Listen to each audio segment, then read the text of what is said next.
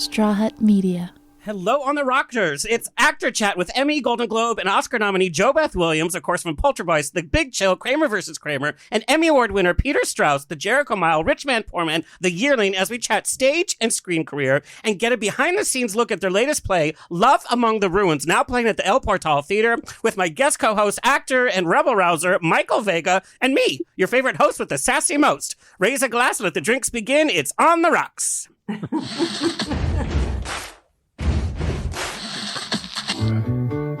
Thank you for being Boulevard. Life is a banquet, and most poor suckers are starving to death. I'd like to propose a toast. This is On the Rocks with Alexander, where I drink with your favorite celebrities as we talk about fashion, entertainment, pop culture, reality TV, and, well, that's about it. So pop a cork, lean back, and raise a glass to On the Rocks. fasten your seatbelt. It's going to be a bumpy night. Lord have mercy, buttons and bows and pantyhose. On the Rocks podcast, a place where we're too glam to give a damn. Okay, my movie reviews. I did see The Exorcist. You know how excited I was? It wasn't terrible. It wasn't great. It was... It was a good. It was a good 2 film. PM It was show. a film. I have to tell you though, I thought Ellen Burstyn was going to have a small little cameo. And you know, I'm a huge fan of the original. I am glad to say it's not just a small little cameo. She's got a chunk of stuff to do.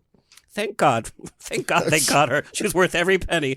The show's presented by Straw Hut Media and taped at UBN Go Studios. You can watch and or listen to our now over 330 episodes at ontherocksradioshow.com. You can watch us on Apple TV, Roku, Amazon Fire TV on the Outlet.tv app, Facebook Watch, streaming with Pride on SVTV, and on Channel 31 on the East Coast. Why the East Coast and not the West Coast, Tony?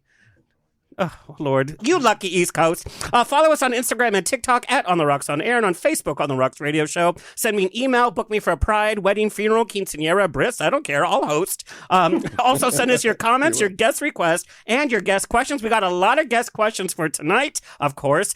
Send them to info at ontherocksradioshow.com. All right, let's get the show on the road. My co-host today, no stranger to On The Rocks, Michael Vega, an actor from stage and screen with credits on both coasts by the whale. By the whale? What was that? What did you call me?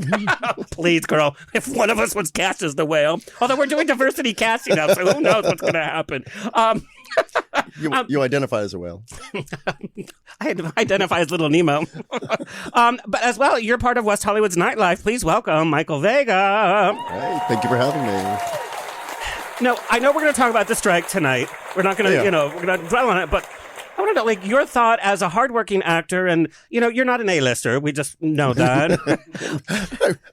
Not even B. No, I mean, but, Pick yourself up off the floor. But how has the It's strike... going to be that kind of show. Oh, it's going to be that kind of show. You better strap in, Mr. Strauss. When's the cleaning crew come?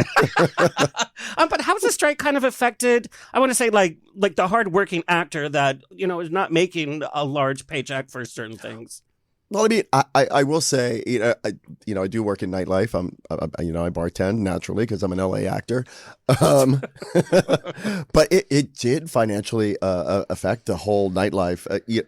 I think a lot of people, they think of the strike and they think of, just the actors. Right.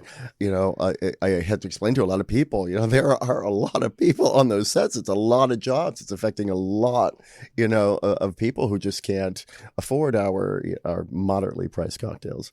Well, and it's even affecting, like, the marketing industry. People don't want to market or advertise a film when the actors can't even talk about it.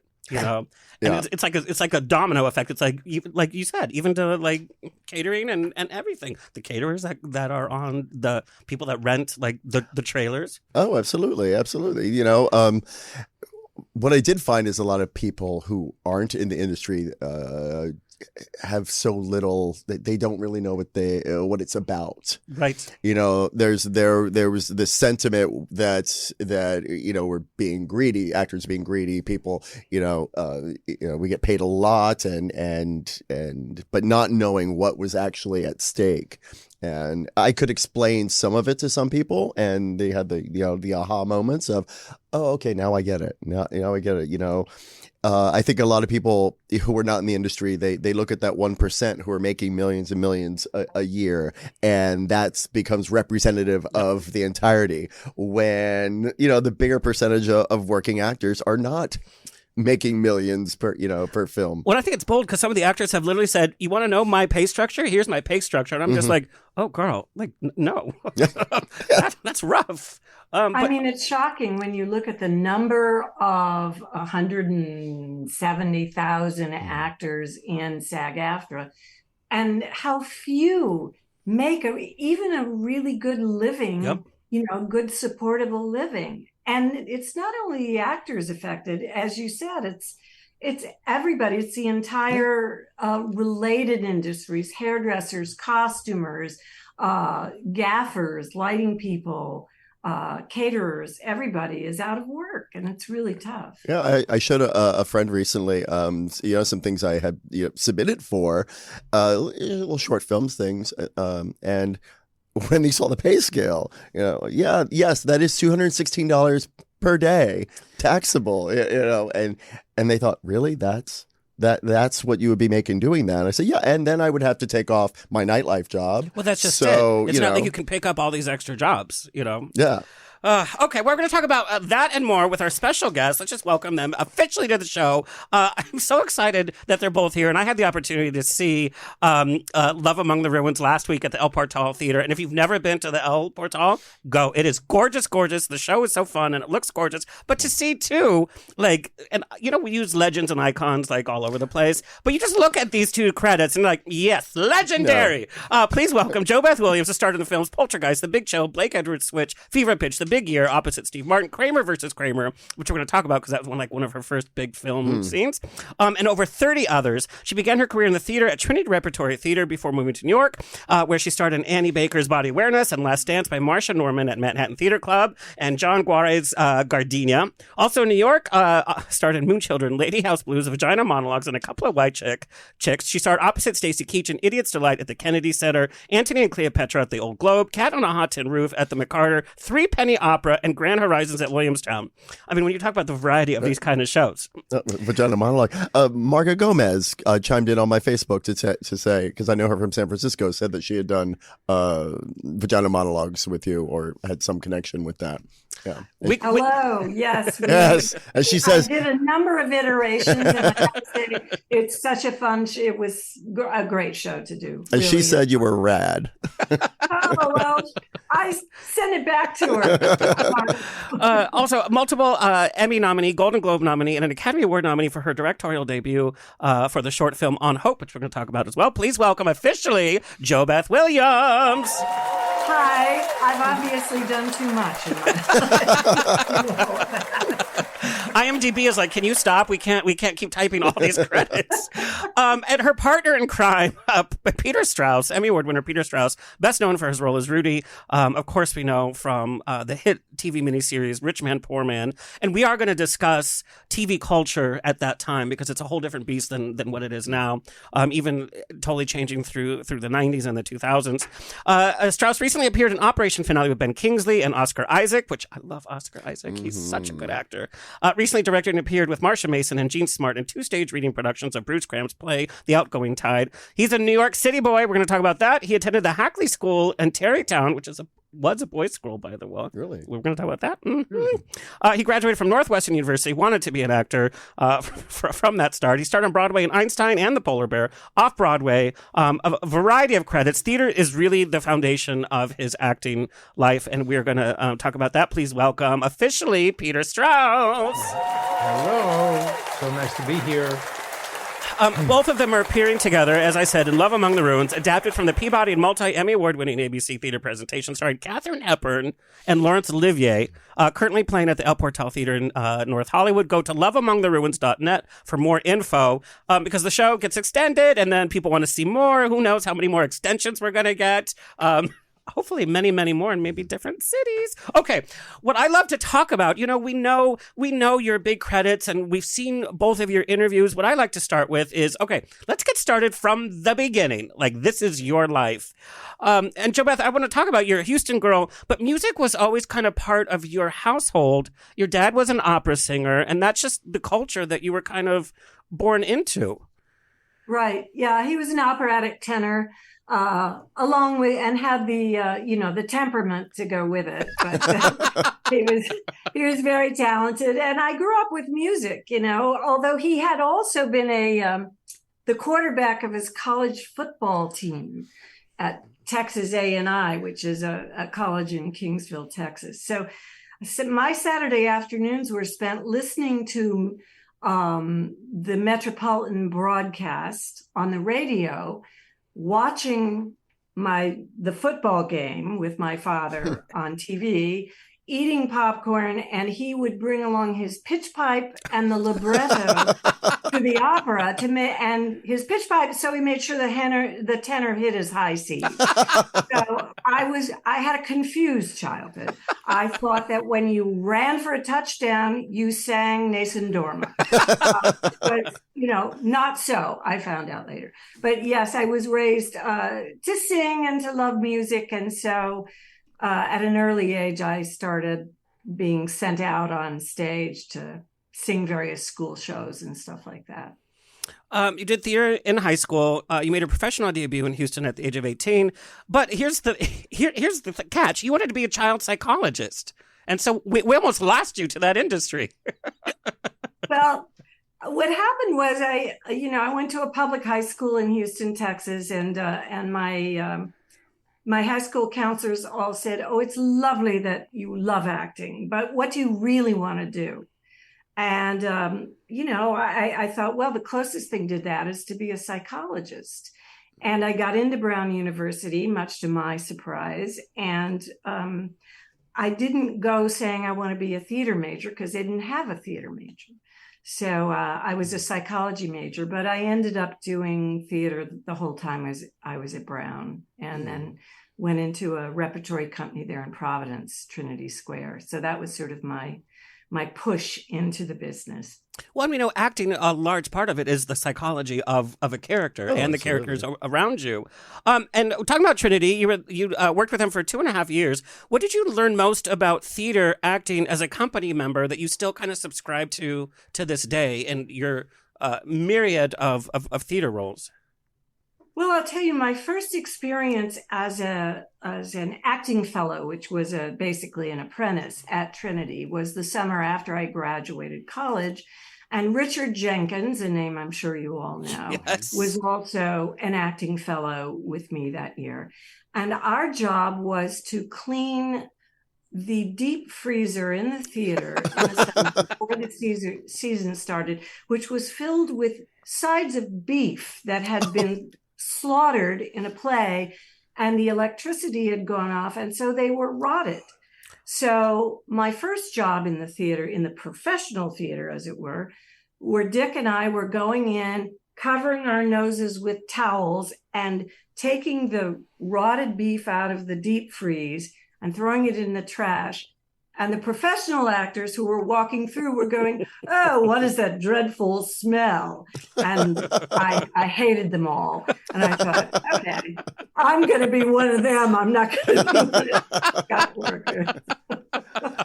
And Peter, you are a New York boy. Now, you've talked about that theater kind of saved you in a certain way. You talked about you kind of didn't grow up in a happy home. I want to know, what did you mean by that, and how did that shape how you approached life and your theater life? Well, it wasn't a happy home. And without going into, unnecessary specific, both my parents were Holocaust survivors. And it was very tough for them just to be comfortable in their skin and in their community. I was growing up about an hour outside of the city in a town called Croton-on-Hudson. And home was not a happy place. And I used to tend to wait after school till it got dark before I walked the mile and a half to go home. And one day, a renowned English teacher from the high school saw me sitting on a stoop and sat down next to me and said, "Do you want to be in a play?" And I had no idea what that meant. And one of the families in Croton had a house with a stage, and he, I think about it often now, he believed kids from age 15 to 18 could do Shakespeare, and not only do Shakespeare, but do Shakespeare in the summer and rep. we would do 3 plays. That's and a challenge. I came into this room with these people, and they were playing parts, and they had scripts and words, and he slowly began to teach me and brought me into the first play I did was Taming of the Shrew, and I played the tailor, which is sort of a stunt role because Kate abuses him terribly and tosses him around the room often. That was fresh. And there is an Anthony Newley musical that was done many years ago called The Roar of the Grease Paint, The Smell of the Crowd. Of course. And for me, theater performance became sort of that. There was a family that was created with all of these people, and to put on my first costume, and they were rented, and it was a Shakespearean outfit with those sort of big pants and tights and hat with a feather. It was magic, and it still to me is magic. It's the same magic. I mean, putting on a costume and walking out on that plateau and these lights, it's warm, it's embracing. Yes, it's tense, it's critical, it's terrifying more often than not, but it's home. It's where I love to be. And you can't get that sensation in front of a TV camera or a film camera. You have a different experience. But there is nothing like the theater. There's nothing like it. And I have to say, I think our youth learning Shakespeare early on is so much better than learning it later in life, even as an actor, because it's easier to fall in love with this kind of language because you don't have so much resistance, especially today. You know, we're all on our phones, we're all scrolling, we're all quick. You have to immerse yourself in Shakespeare to understand it. But I think if you do it when you're young, it just becomes part of your language and your inspiration. And once you do understand also, it's astonishing. Shakespeare is the playwright that as an actor teaches you there is not one way to say something, a line. In fact, what's amazing is the actor next to you says the line completely differently, and it still works, and it's still terrific. Learning a script of a Lithuanian translation of a Polish play, you might spend a year trying to learn it. Right. Shakespeare, there's something about memory and memorization. It comes easily. There's a beauty to the language and the way the words flow one into another. And I think, I don't know if many young actors today have the opportunity to explore Shakespeare the way those of us, like JoBeth and I, come from generations where Shakespeare, Restoration comedy, all of these period forms of theater were essential in our development as actors. Now you can, throw up a YouTube video and get a job in a movie. You can't do that in the theater. You have to have some training. But I think also, Peter, it's the fact that the language in those early plays was the most important thing. Right. There were no special effects, if you will. Yeah. What happened on stage happened through the language. And I think for young kids to be introduced to that helps them understand it, because when you're performing it, you know what the action is. You understand the story clearly. You get everybody's point of view. So the language may be a little arcane, but somehow it all makes sense to you because it's part of what you're doing and what the characters are doing with each other. Well, and him giving so many clues in the script, as actors, we're all trying to see what the clues are. Where's the comma? Where's the period? Where's this? How is the pace of what I'm saying? He lays it out like a roadmap. He's like, here's your roadmap, explore, but here's your roadmap. Well, I think, and learning that as a young person, you learn that Shakespeare, they're just universal themes. It's not, I know a lot of adults now who look at Shakespeare like, it's this unattainable, I'll never understand that. It's complicated. But no, it's all just. It's politics, it's lust, it's love, it's revenge, it's war, it's everything. It's the same things you find it, in any, television show plot. It's and the real world still. Yeah. Peter, we have to talk about your time at Hackley, which you kind of started at Workshop 14, which was kind of the first kind of acting program that they had that you started with 13 other members. I was lucky. I don't know if that opportunity is there today, but when I was 15, I went away for the summer to apprentice at Pocono Playhouse in Pennsylvania. And then when I was 16, I went to Algonquin Playhouse in Maine. And one would spend the summer sort of doing the odd jobs and working backstage, running sound or lighting, and professional companies would come in with shows that were on the road, going to different theaters throughout the summer. And then when I went to school, they didn't have a theater program. And after having had 2 seasons of stock, I was ready to form a theater troupe. And so I got 14 boys in my boys' prep school to form a theater. And we did plays by Soroyan and O'Neill, and some of the faculty wives, when we did Julius Caesar, would play the women's roles. And my first production, I directed Julius Caesar in the Round and Modern Dress. And it was great. How old were you? I was 17. Oh my Wow. God. Can you imagine? You know, My first play was Taming of the Shrew. My first direct. Yeah. Wow. It was great. It was great. And then I went to Northwestern University. And like JoBeth was saying, Northwestern has a massive theater program and a very conservative one. Hypothetically, you're not supposed to get on stage the first year. You are being taught costuming, makeup, box office management, directing, script, reading, writing. You study 1 semester as Shakespeare, 1 semester as comedy, 1 semester as post-war. And it's an enormous amount of background in the culture of theater, with the understanding that of 2,000 students or 1,000 students, maybe 1 or 2 will make it professionally as a performer. But the rest of you have enough background in other aspects of theater to direct, design sets, run a box office. And it still is very much the foundation of that school. Well, I think as an actor, you need to have respect for everybody on set, whether you're on stage, whether you're on screen, TV, whatever. And the best way to have respect is to learn what other people's jobs are and understand how everything. I think our younger generations of actors haven't been through that.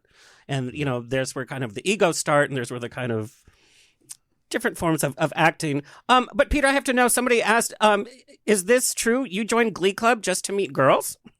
Yeah. Well, I'm in a boys' school. Where are you going to meet girls? I couldn't sing either. I was just high back there and move my mouth around. But it was a tradition in prep schools on the East Coast that you would do a Friday night concert at a different school, and then there would be a dance. And girls who were in girls' glee clubs would then intermix with boys. And that's how you met girls. It's funny. I joined Glee Club to meet boys, so I guess we're a little different, but we're the same. But I'm sure there were boys meeting boys I never knew about, but that was probably... it was a different time. But Shakespeare really has been at the root of your acting, and you talk about it in most of the interviews that you do. How have you been able in your creative process to use your Shakespeare training and acting style in TV and film? We know you've played such a variety of characters, different time periods, different situations. As a young man, as an older actor, how has Shakespeare training been at the foundation of that? Well, it's so funny. You know, for Love Among the Ruins, we had a remarkable dialect coach. And he's very, very strict and adamant that we get the words correct. And so what startled me the most is the word T-O, which is two. And yet he was critical that it be pronounced "tuh." I have to go. I have to run to the store. And so you have to work with that, because your instinct, I think, especially as an actor, is to make two very clear. And then one day we got in a talk about the fact, I said, okay, all of this works, but you can't tell me you don't say to be or not to be. And he said, no, you don't. You say to be or not to be. And I said, it can't be. It can't be that. I started looking for old films of actors playing Hamlet, and they all say to be or not to be. And yet you can't believe that "tuh" is in Shakespeare, and that he of all people would write to be or not to be is actually to be or not to be. So there you go, all the way back to that and to Shakespeare, and it's still an occurrence every day. And there's not a day, I don't think, any of us doesn't end up using a phrase that comes from Shakespeare. Yeah, or an idea. And it's there every day. So I have to say, both of you in Love Among the Ruins, it's not just the dialect, it's also the lilt of the time period, which you nailed so well. You know, it kind of has that lilt to it, its own kind of Shakespearean whatever. And the whole cast just really captured it. But we know, Act One it's pretty much both of you kind of running the show, and that lilt just puts you into the environment of the time frame, of the region, and of the characters in such a quick way. It's enchanting. It really is. Oh, I'm so glad, because I think one of the things that attracted me to the script was the sort of wonderful kind of English language that is perhaps, in American terms, a little excessive, but it goes along at such a clip and has such its own music, if you will. Yes. And that's been one of the joys of working on it, is to find how to make that work, to make it sing, but also to make it real and full and from our genuine emotional lives. JoBeth, I want to talk about your transition to film. Your career started on a children's show, actually, Jabberwocky. Do you remember filming your first TV episode? Were you nervous? And you were stepping in for season 2, so the show had already been around, and there was music to it. There was. Oh, I was very nervous, and the Dirty Pete, who was the puppet, had been created by Carol Spinney of the Muppets, and so I was kind of in awe of him and of them, and I was working with a wonderful actor named Tucker Smallwood. There he is, look at him. And or maybe it was Dirty Frank, I don't know, it's been a lot of years. But I was nervous because I had never done television before. Right. And done a lot of stage in college and some at Trinity at that point. But I was nervous, but it was so much fun because they all it was me, a puppet, and Tucker Smallwood, and then wonderful director and the great actor who played the puppet, did the voice for the puppet. And they were all so loving and warm. I felt right at home. So I really enjoyed it. That was my child psychology moment. And then that kind of shifted to Somerset and Guiding Light. Did you like the soap opera environment? I really did, because I was a stage actress and I didn't know much about camera, and I loved being part of this family. I didn't kind of get it about how much it meant to the people who watch soaps. I didn't quite understand that, but people would stop me on the street. When I was doing Somerset, I played a journalist named Carrie Wheeler. Ted Danson was my sleazy lawyer. And they would stop me and they'd say, Carrie, don't trust whatever Ted Danson was on the show, because he doesn't have your best interest at heart. But as I get older, I see that it's very engaging and calming to get involved in other people's lives like that. It sort of takes you out of yourself in the way that reading novels does for me. I felt very lucky to be able to do that show. And then I did Guiding Light for a year until I got Kramer versus Kramer. And I feel I owe a lot to the soaps.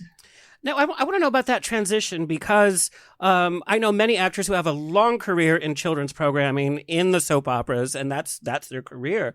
And sometimes it's not so easy to transition to the film scene. And I know your scene for Kramer versus Kramer was like your first kind of big scene. It was a nude scene. Let's just yes, right. Girl. So how did that transition kind of happen? Do you remember your audition for Kramer versus Kramer and the pressure you kind of put yourself? I remember everything about it because I was so lucky. A wonderful casting director named Shirley Rich in New York called me in to read for this part. And I read for her, and then she said, well, I want you to read for Robert Benton, the director, Stanley Jaffe, the producer, and you'll read with Dustin Hoffman. And I had never done a movie, and I thought, oh, okay, well, I guess I'll go in and read with Dustin Hoffman. And I was scared to death. And he walked in and he made some rude comment about some gas he'd gotten from eating at the Russian tea room. And I immediately said, I could match you on that. And we started reading, and I thought, okay, I think I got this part. And I did. And I was so lucky to get my first film that way. That was fresh. It's a scene that's obviously very remembered in that cast. I mean, look what every cast you were in, like the early years, has all turned to gold. You have like that magic touch. Oh, well, that was pure luck. Trust me. Steven Spielberg saw you in Dogs of War, and that's kind of how Poltergeist came about. Right. He had actually originally offered it to Shirley MacLaine. I think because of her whole sort of interest in the paranormal and everything. And she later told me she turned it down because she didn't want to have anything to do with a story where children were taken by the spirit world, which I get. And so they flew me out from New York, where I was living, to meet him and Tobe Hooper, the director, and he offered it to me. And I originally, because I don't like horror films, so I originally said, no, I'm not interested in this. And then my agent said, well, Steven Spielberg is producing it. And I said, okay, I guess I will go and meet with them. And, I was very fortunate that happened. Now, how did your experience as an actor differ from reading the script and being like, okay, it's a horror film, to actually going through and filming it?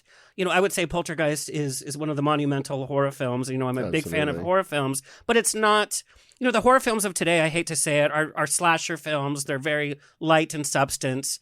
But Poltergeist had a lot of heft to it because it dealt with family matters. And just for the reason that you said, there was a little...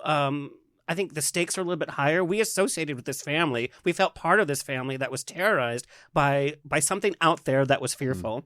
And I think a lot of us internalized what makes our family, what puts our family in danger. Oh, yeah. Forever scarred from that film. Yeah. Thanks. Yes, I've had many people say, "Oh, you really scared me when I was like 7 years old, and I've never recovered." Well, thank you.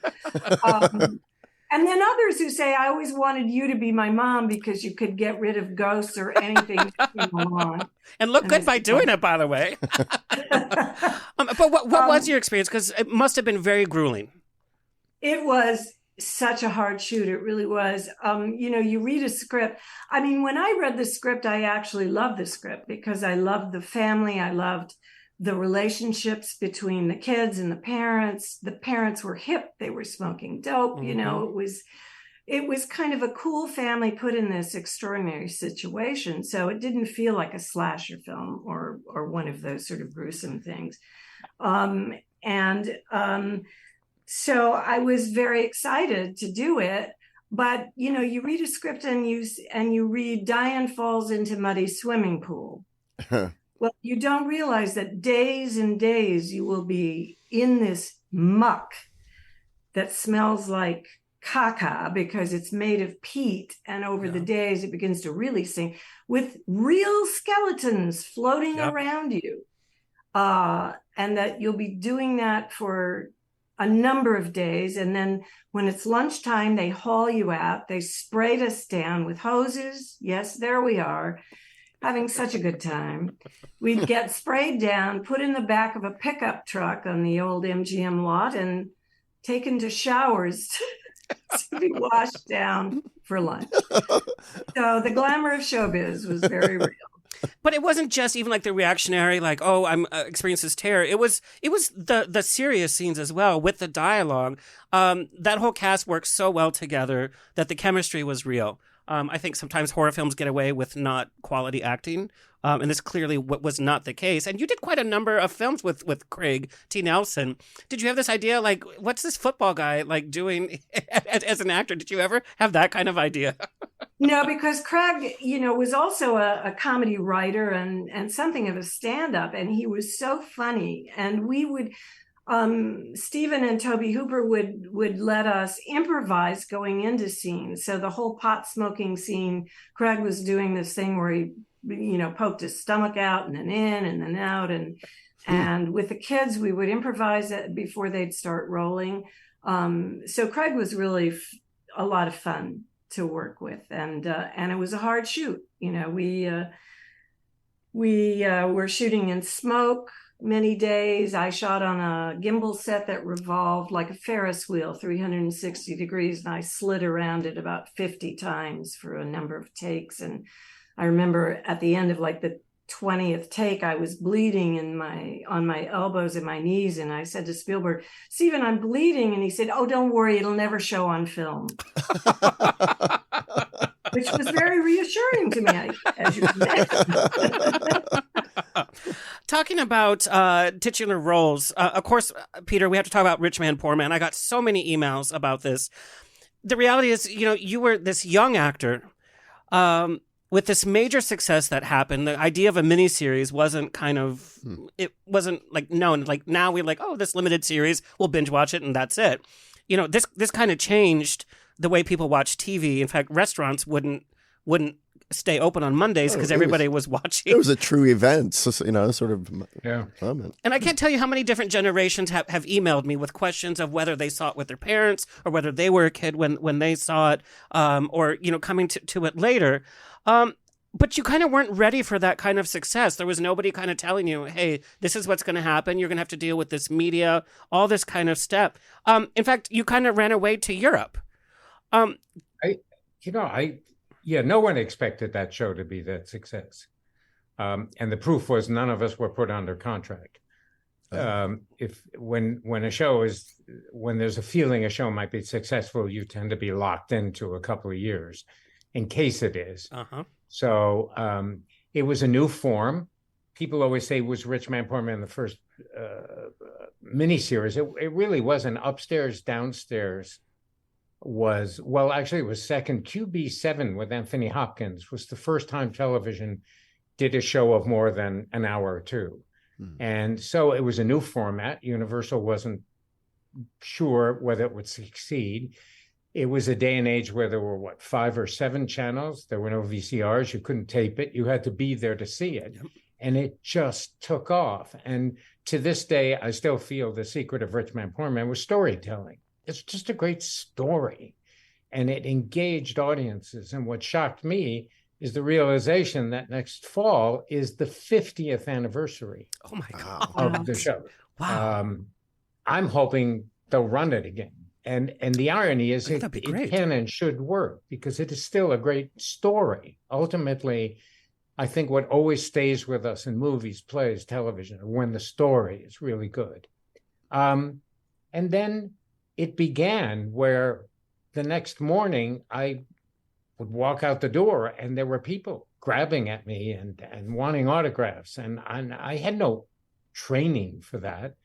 And I remember I was auditioning for a film called Slapshot with Paul Newman. And he challenged me it was about a hockey team, to a relay race. And, when all the actors heard about this film, every actor lied and said they skated. And you would go to the Burbank skating ring, and every actor I knew was trying to learn how to skate quickly for an audition. And when I had a relay race with Newman, and it was the second episode of Rich Man, Poor Man was about to start, he and I he said, Strauss, I'm an old man, but I'm going to whip your ass. And he took off and I skated as hard as I could. And as I'm heading towards the end of the rink, I realized I hadn't had any classes in how to stop. And I went right into the wall of the rink. I heard the bone crack. Everybody heard the ankle break. Oh, no, And really? I was put in a cast. And 2 days later, I had obligated myself to tour the country on behalf of Rich Man, Poor Man. For press, and of course. You would go city to city. In the morning, you'd get up, you'd do the press. Then you had to do a radio show. Then you had to do a lunch with writers. Then you had a TV afternoon show, or it was reversed. You did a morning show. And I had this huge cast. And I was in a wheelchair and going through an airport when you're, quote, familiar or famous, and people at you. I don't know how to deal with that. It was all terrifying. So when I got home, after I think it was 6 weeks, the cast came off. And I just got on a plane, went to Europe. It's a funny business what celebrity is. And to this day, I see some young people struggle with it. And you hear these stories of drug addiction, alcohol, whatever. You have these teams of managers, and you have now the spotlight shown on you in a way then it wasn't bad compared to today. You don't get that training. I didn't get that at Northwestern. Fame is a very difficult and yet profound aspect of our businesses, all of us, and how to handle it, how to make intelligent choices, how to be responsive to people who mean well, how not to be influenced. All of these things require a great education. I mean, my first film was with Michael Douglas, and he had a history of understanding fame from his own family. But I didn't. And even today, sometimes it's just hard to have dinner and people approach you and they mean well. And also, I think, and it's a phenomenon of television, that because we are in people's homes, there's a kind of familiarity that develops. And sometimes people, in a well-meaning sense, lose sight of the fact you're not known to them, and that you're living in your own world, and you try to be respectful and encourage them, because ultimately, who are you doing this for? But fame's a really interesting, complicated thing to handle. And I wish to this day I'd had mentors. I said things I shouldn't have. I burned bridges I shouldn't have. And I try to teach my kids, that it's not easy. And I'm sure JoBeth can speak to her experiences with quote fame. It's really very much a part of an actor's being. And it seems these days so often that's the goal for some, whereas it was the byproduct of doing the work, the fame and the notoriety. And, I see very often now it's... Now we have the social media that's part of your fame. And it's like having to post where you're vacationing, what you're eating. And it's like there's this intimacy that people expect from the celebrities. Because when they watch a show, like you said, Peter, people feel like they know you, that they're part of your family. Ownership. Because you're certainly part of their family from sitting with each other and watching shows. But it's also one other thing, which is, when I was young and I would see people on a screen, they were magnified. They were huge. And I had so much respect and awe. They were, and television makes you small and puts you in people's homes. And the difference between the golden age of cinema. I mean, I look at people today who are the giant stars, like Leo DiCaprio, Tom Cruise, people like that. And the coverage they get, how they're observed, how they're watched, if they say the wrong thing. The pressure is enormous. And how they manage to insulate themselves to the degree they can is admirable. And yet they want to be available. But I think social media has changed this enormously. It's a great pressure on any and all performers.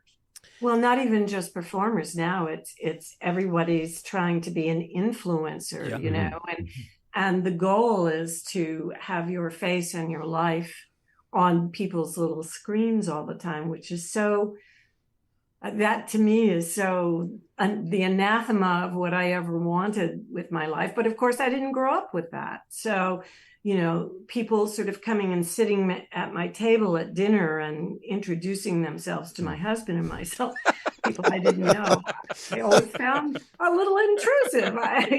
Call me crazy. I want to talk to you both about mental health and actors. JoBeth, I have to tell you, The Day After, made-for-TV movie, still one of the highest watched TV movies in history. I remember watching it as a kid. I was probably too young to be watching it. That scared me more than Poltergeist could ever scare me. Rightfully so. Yeah, this film is ingrained in my memory. I can't even tell you how much. John Lithgow, Jason Robart, Steve Guttenberg. To say it was a dark movie is being light. And I wanted to know, working on a film like that and a variety of your other films dealing with themes of alcoholism, murder, addiction, And Peter, some of the roles that you've had to go through, I mean, you filmed at a Folsom prison for a month. You had to entrench yourself in this. You filmed in 100+ degree heat with Peter O'Toole on this costume epic. I want to know, you both as actors, we haven't talked about mental health really until the last, I would say, maybe decade, if that.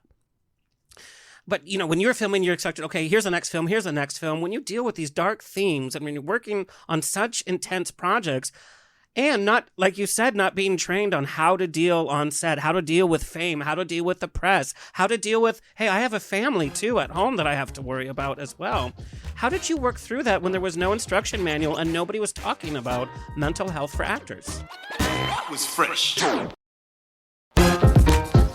Well, I found the sort of balancing act very hard early on until I just finally made some decisions where I said, okay, this is what I want. I want, you know, I'm married, I want to have kids, I want to do this. And so it's less important to me that I take the next job in wherever than it is to be home with my family. So my husband, who's a director in our business, television and film, we made an agreement that we would never be apart from our sons without the other for more than 5 weeks, 4 or 5 weeks, because it's just too hard. So when he was directing the Santa Claus with Tim Allen in Toronto, I had finished shooting what I was shooting, and I took the kids up there, and we spent several weeks up there with him.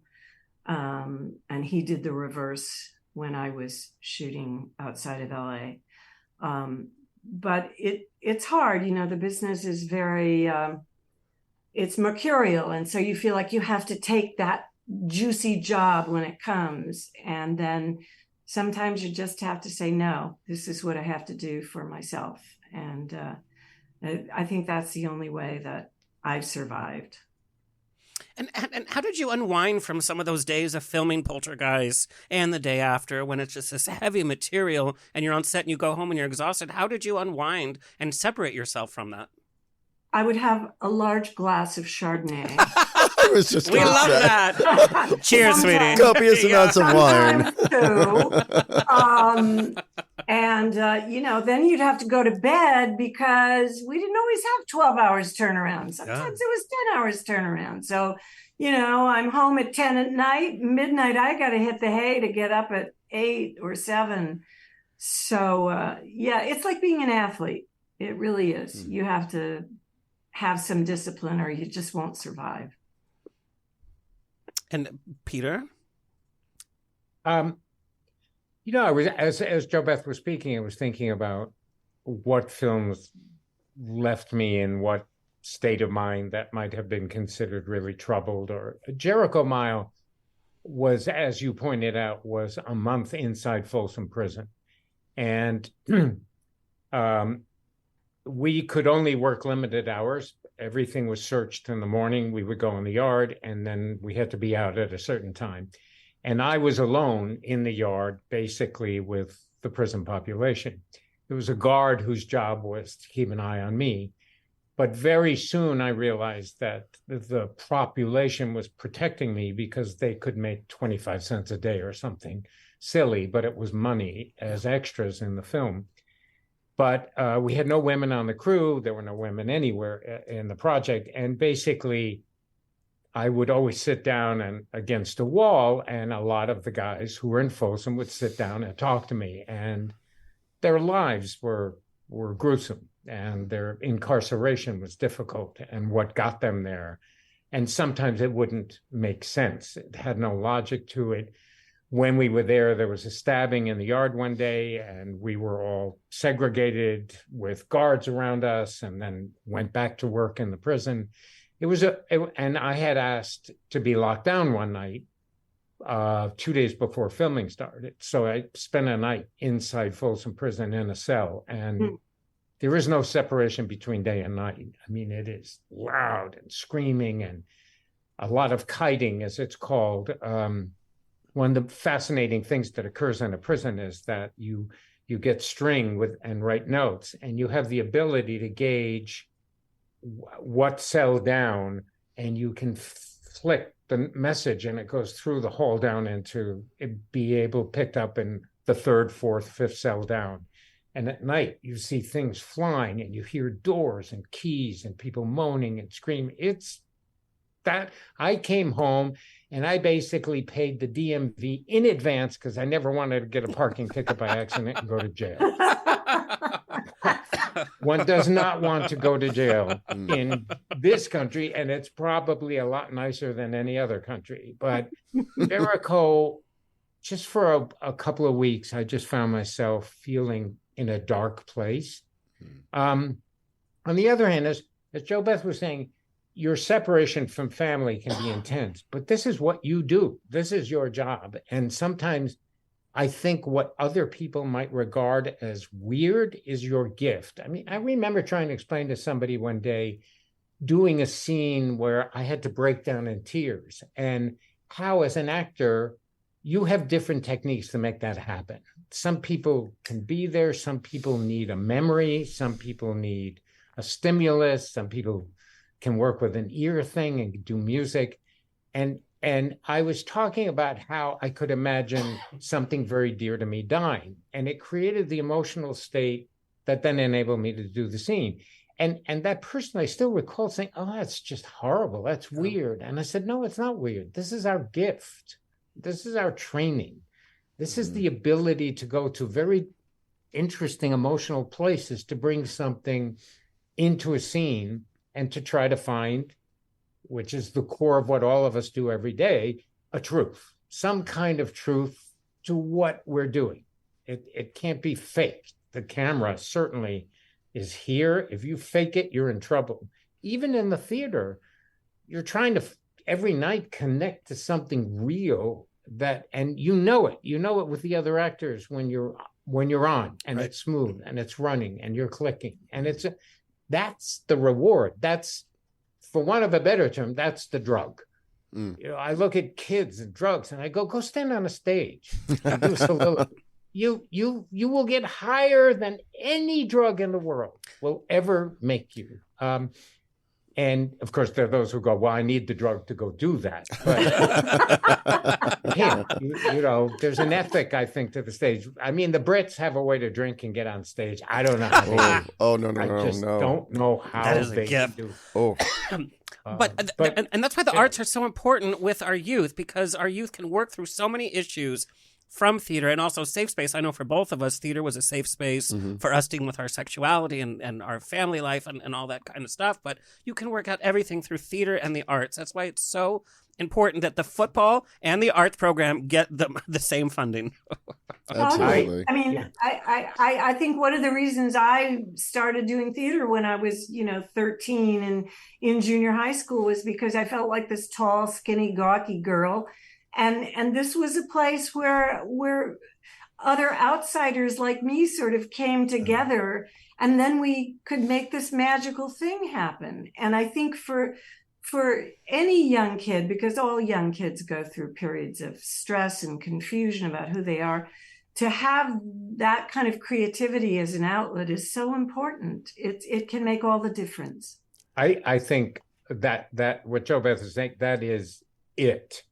I mean, you're right. There are always sports programs in schools, and that's critical for, kids to develop their physical strengths and also their performance skills and their talents. But when you take arts programs away from school and education, you take away one of the most critical outlets of creativity, examination of self-worth, examination of feelings, passions, frustrations, questions. It's vital for young people. And today, they have something which I think is as damaging, if not more so. They don't understand silence, quiet. And actors and painters and dancers and sculptors, writers, they all know their creativity comes out of quiet. You can't be creative if you're texting and under pressure all day, socially, to constantly be responding to texts and emails and those kinds of stimuli. I don't know if young people are not terrified of silence. Silence is so critical to the creative process for young people and old people, for any artist, for any human being for that matter. We all need to have some quiet time. And listen. That's not in front of us. And we can just respond to things around us. I mean, I laughed the other day. I'm watching these cops are on their phones, and I'm thinking the bank robbery could be happening across the street. The robbers are going to go right by. They're on their phones. They're not going to be able to identify who those people were. We got to get off the phone. We got to go to theaters. Absolutely. Which brings me to that subject. Yes, yay. We have to go to theater. I want people to get off their asses, turn off Netflix. Stop watching miniseries about Lithuanian polo teams, and go into the theater and be welcomed by this warm, insulated room where there's community and laughter together, and pain and crying together, and those actors are on a stage working their asses off, trying to give you a beautiful world of a time and place. And in this play. The other day I was thinking, why do we think this play is only for old people? This play is about young people who fell in love and then sustain love for 40 years. I mean, kids are hooking up now for 4 minutes. They don't know what the depth of love can be. And that's what this play is about. That it's about, ultimately, it's the tragedy of misunderstanding and then the survival and joy and celebration of love.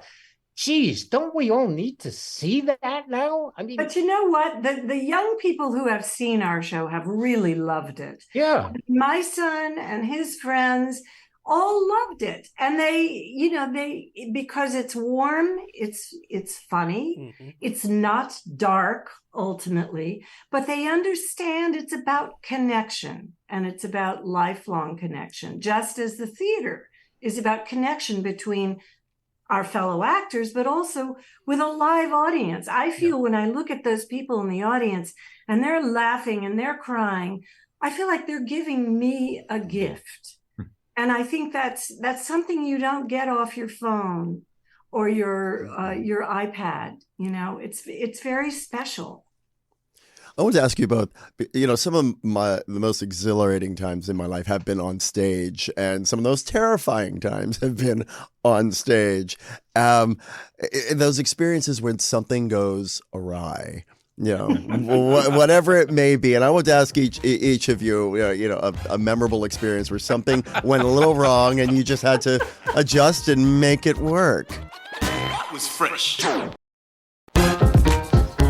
Oh, yes. Well, when I was at Brown University, we were doing a student-written musical about El Greco and his blind girlfriend, Hieronyma. And John Lee Beatty, who's now a very well-known Broadway set designer, was in school with me, and he designed a beautiful set that had these kind of irregular staircases coming down on two sides of the stage. And I, playing Hieronyma, the blind girlfriend, and being a method actress, would come down one of the sets of stairs every night, sort of not looking down, feeling my way down with my foot, the way a blind person would. And one night during performance, right before the dream ballet with my El Greco partner was about to happen, I was feeling my way down the steps, and I plummeted 10 feet on the center stage. And I lay there thinking, okay, I can either die right now or I can pull myself out of this embarrassment.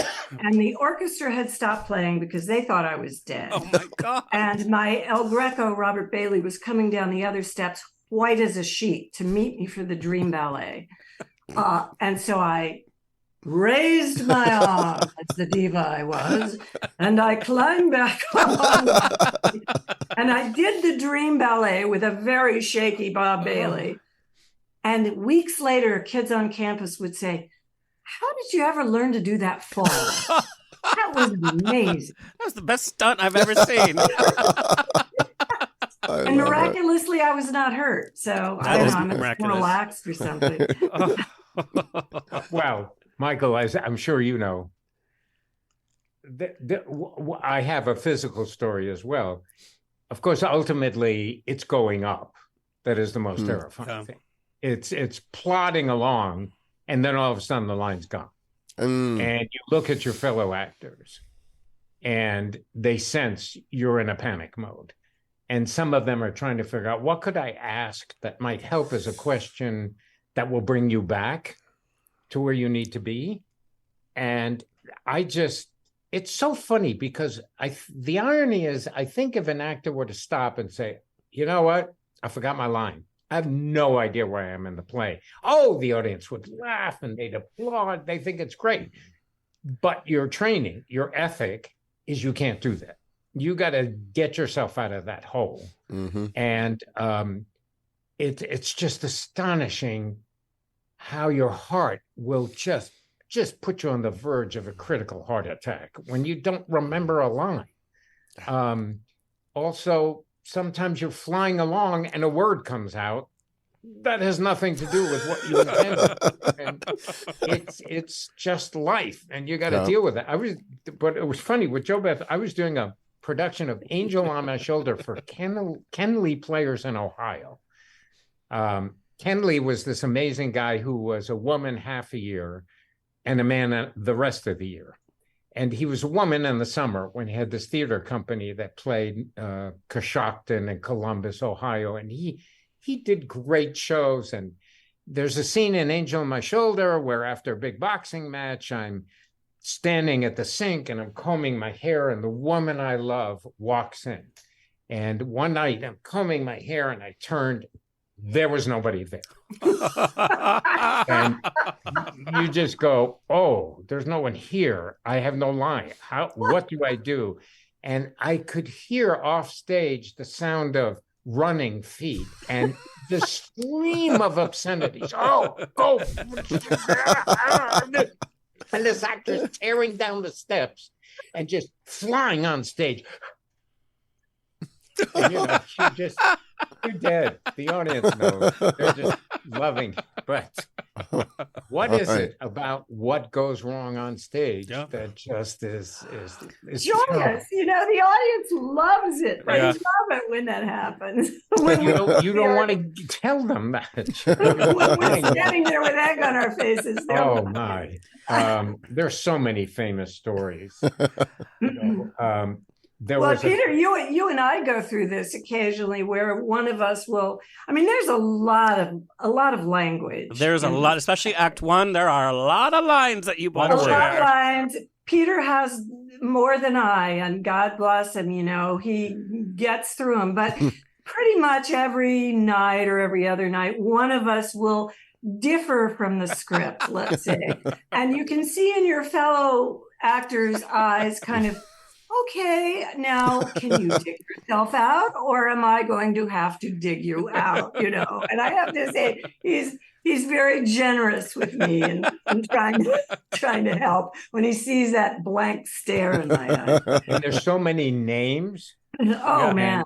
And one of the funny nights is when JoBeth married me, as opposed to. I looked at a picture of his wife, and my name is Mrs. Medlicott. Yeah. And I looked at the picture of what I thought was his wife, and I said, "Oh, Mrs. Medlicott." I mean, that's an ego when she sees herself in any of these pictures. Okay, how do we get out of this? But as you said, Michael, it's, there's nothing like it. And it's so silly in a way, but your ethic is, I get through this and I try. I just keep like a shark. I keep swimming. Thank you so much for sharing. But your chemistry on stage, Love Among the Ruins, is just amazing. And you hadn't worked together on anything else. So was this show the first time that you met each other, or? No, we did the show. We sort of built the show at Laguna Playhouse. And worked on it at Laguna Playhouse almost a year ago. But yes, that was the first time that we had met. We had never worked together before that.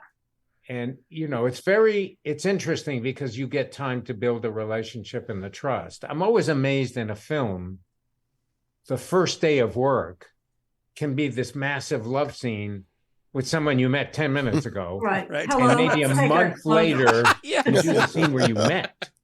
Yeah. And trust me, that's harder. That's much harder. Having worked on the show, there. having worked on the show twice, what have you learned from the other? Because both of you have such extensive, screen and stage credits. I'm sure your creative process is a bit different. What have you learned from the other actor throughout this process? You go first. No. It's balls in your court, dear. We are both hard-headed, and For sure. Yeah. and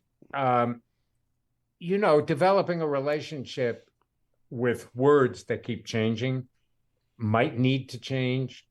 Sometimes you'll feel differently, but in the end, I have such enormous respect for JoBeth and admiration that even if we have a difference of opinion, and it puts us in a bad frame of mind for 10 minutes, we plow ahead. I mean, it's not a marriage, but it is a marriage. You're on 100%. stage with someone. It's always funny. I've been thinking a lot about relationships and marriage and trying to convey to my young sons what it is about marriage. And what ultimately, for me, it's about is trust. And when you're on stage with someone, you have to trust them. They have to trust you. You're dependent on each other. Things happen, as Michael, as you pointed out, things can go wrong. The absolute need to focus on each other if a phone goes off. The phone is a horribly invasive thing that can come out of the audience. It can just take your entire stream of memory and stop it short. And you need each other to look at and focus and reestablish and refine yourself. And it's just, you just become professional, and then you become dependent on each other as you slog through it all. I think you're naming it as similar to a marriage is right, because we have to learn how to make our relationship one of both working in the same direction for the same goal. And I think it's interesting because Peter works differently than I do. He's more of a head actor, more the words, every word has a great importance to him, and he likes to talk about that. I'm more of an actor who likes to get up and try it. And if it doesn't work, then let's look at the writing and talk to the writers about it. And so I think over the process of creating this show, we've had moments where we kind of have been at loggerheads because of that kind of difference in the way that we both have been used to working.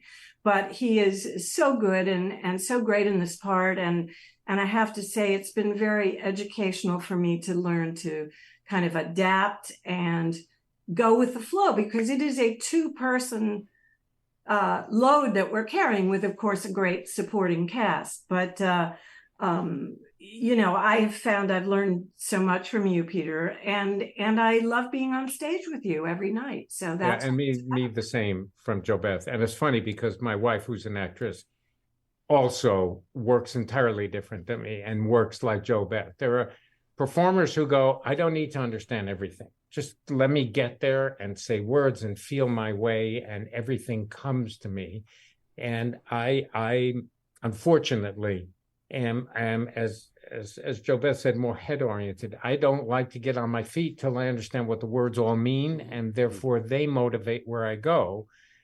And JoBeth goes and then figures out how she got there. And it's kind of fun in a weird way that we can have these sort of different ways we approach roles. It's taken me, how many years have I been an actor? Let's see, 12. Wow, it's like 12 years. Wow. 6+ years. Only at this time in my life have I discovered one of the great secrets of acting, and it came out of an article about travel. And I read this sentence. I don't know if we ever shared this, JoBeth. And the writer was saying, the well-seasoned traveler has no fixed plans and is not intent on arriving. And you can do that as an actor. You know, the screenplay or the script may say, well, he ends up in tears when the girl leaves. And you can do your job and figure out how to get to tears by the end of the scene. But other actors, and this is what I'm just learning after 60 years, is that you can be going along in that emotional journey and then all of a sudden start laughing because you remember something that happened in the relationship. And it's unexpected. And then out of the laughter come the tears, which means the tears are even better and more profound and more affecting to those around you. And even in theater, you know, once in a while we surprise ourselves. There'll be a different line reading. Someone will come in differently on a cue, and it's refreshing. It's different. And you have to, even in theater, try to make it different every night in a funny way. But on the other hand, again, as I go back to the idea of trust, you've got to be present for the other person. You can't throw them off by going off in your own direction. That was fresh. Yeah, we go back to the notion. It's about trust and respect for each other's approach. And believing that, I mean, I believe Peter will be there for me, even if I fall down the stairs from 10 feet up and into the Let's hope not. middle of the stage. You know, he will be like Bob. He'll walk out, he'll pick me up, and we'll continue with a dream ballet. Yeah. So I think that's what actors develop between themselves, is that kind of trust. And within that, then you can have a lot of fun. Yeah. Because if you fall, the other actor will help you get up again. Along those same lines, the list of co-stars that both of you have worked on are just truly remarkable. From the very beginning of your career till, you know, the last projects you've done. Is there an actor that sticks out that really kind of changed the way you looked at acting, or that you really, really learned from, that was a pivotal moment for you? I'll jump in right away and say Peter O'Toole. Which that must have been a difficult set to be working on because of the conditions. Number one, there was four. Well, we were doing Masada in Israel, and it was awful. It was just brutal. It was very difficult. But Peter, you know, he's this great, you know, established, extraordinary performer, and it's a story that's hard to tell. But one day he and I were doing a scene, and Peter had a problem. He had to shoot in the morning. He would not shoot in the afternoon. He would go have lunch, change, put on a suit. He'd be rarely off camera for people, but he was always off camera for me. And I was deeply appreciative. And we were doing a very critical scene together one day.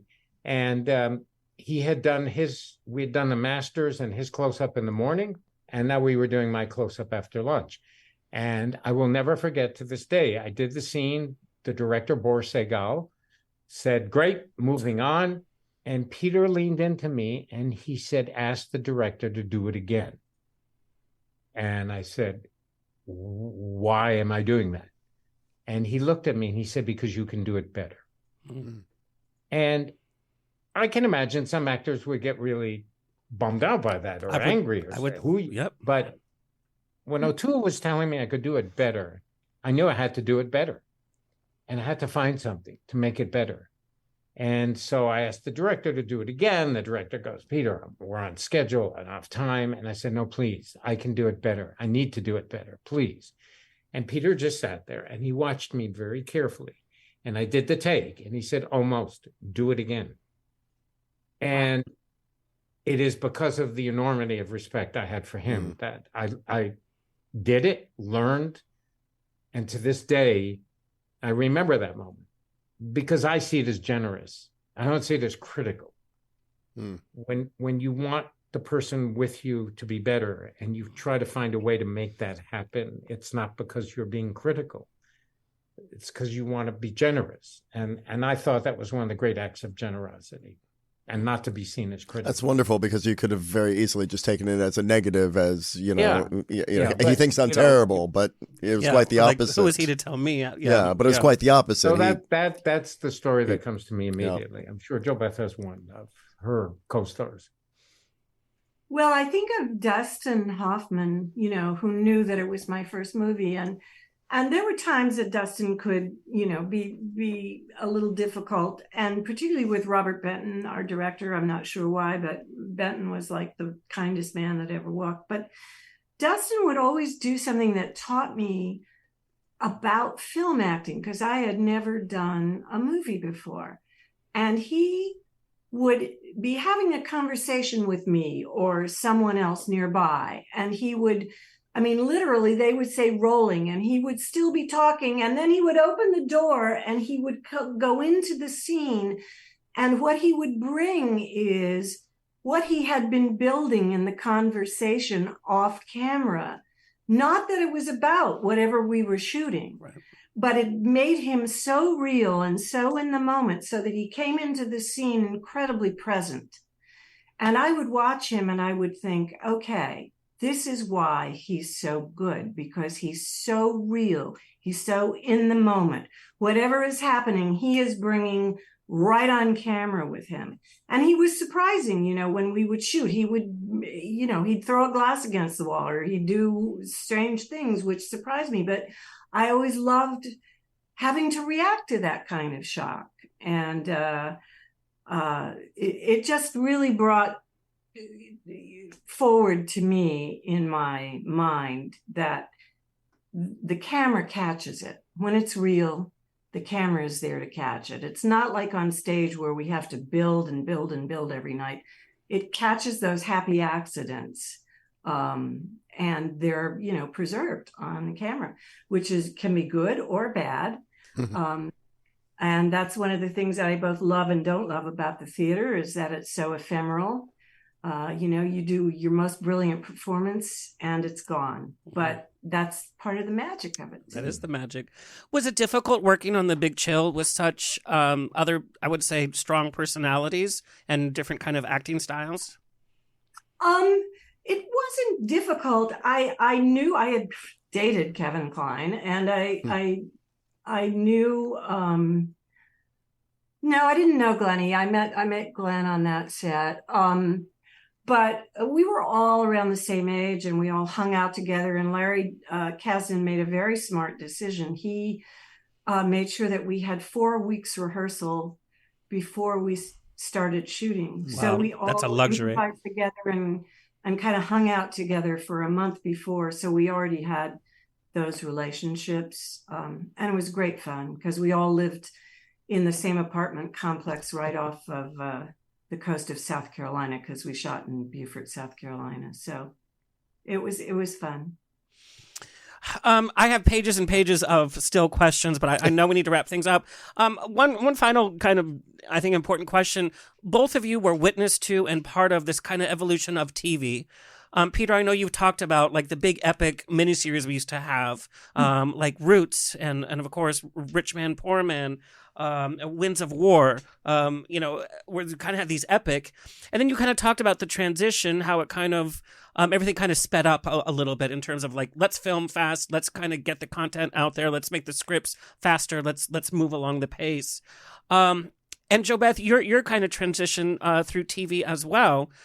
What is one thing that you wish actors that are now hitting the scene that you've worked with, fresh actors that are their first TV or their second TV project, what is something you wish these actors knew most about that kind of period of your early kind of TV career that might be different than today's like fast edits and scroll type content?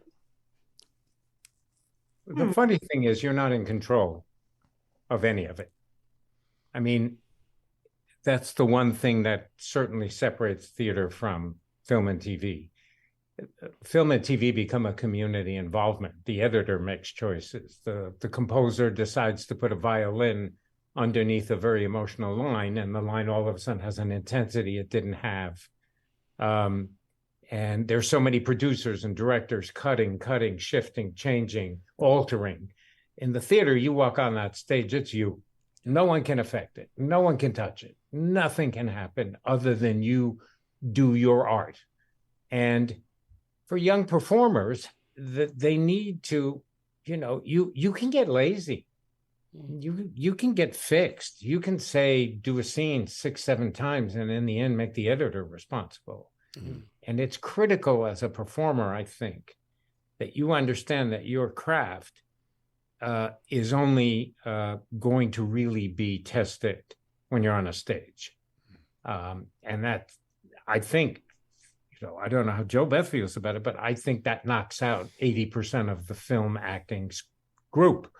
They just can't do that. Yeah. It's terrifying. It's a different thing. And young people, because of the nature of fame today and the fact that they can do YouTube videos and that they actually get cast because they have more likes than another actor who actually might be better for the role, but don't have as many likes.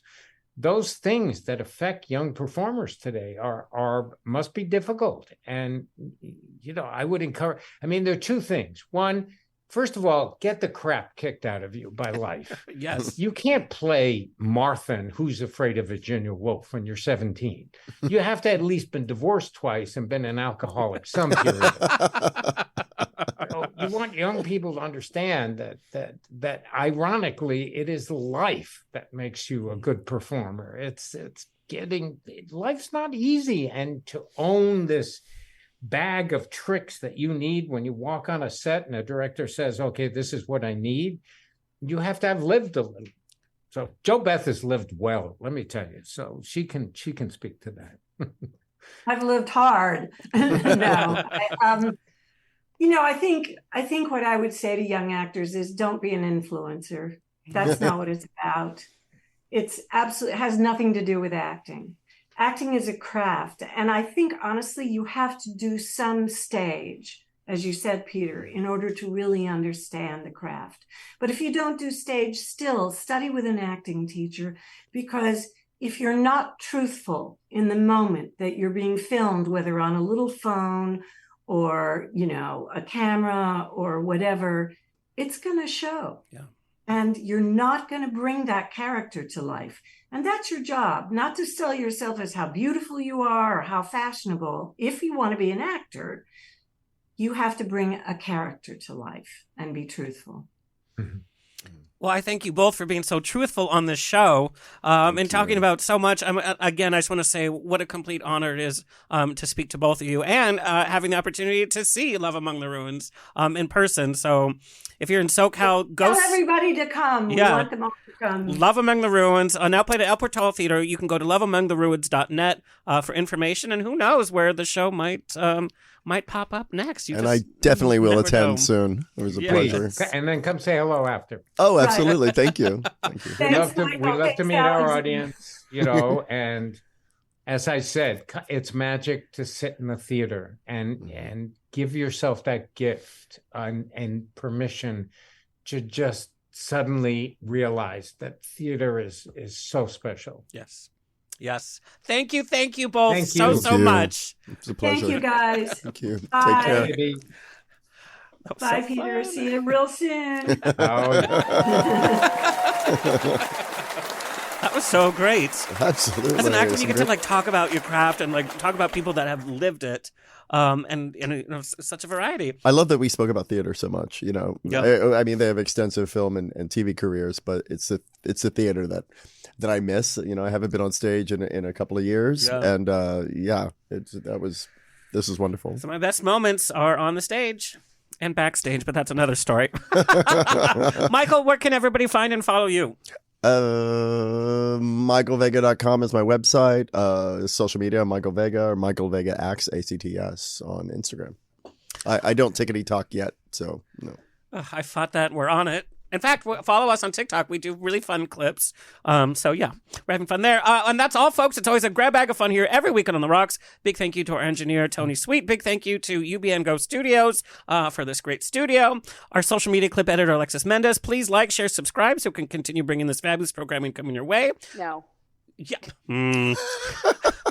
Coming up on the show, we have Charles Bush is coming on to talk about more of his theater career as well. We also have one of the Dance Moms. If you're a Dance Mom fan, she's coming. And until next time, stay happy, stay healthy, stay sexy, and if you drink, stay tipsy. This has been another episode of On the Rocks. Tweet me at Sliders My DMs on Twitter and Instagram at On The Rocks On Air. Find everything On The Rocks for free at OnTheRocksRadioshow.com. Subscribe, like, review, and share. Until next week, stay fabulous.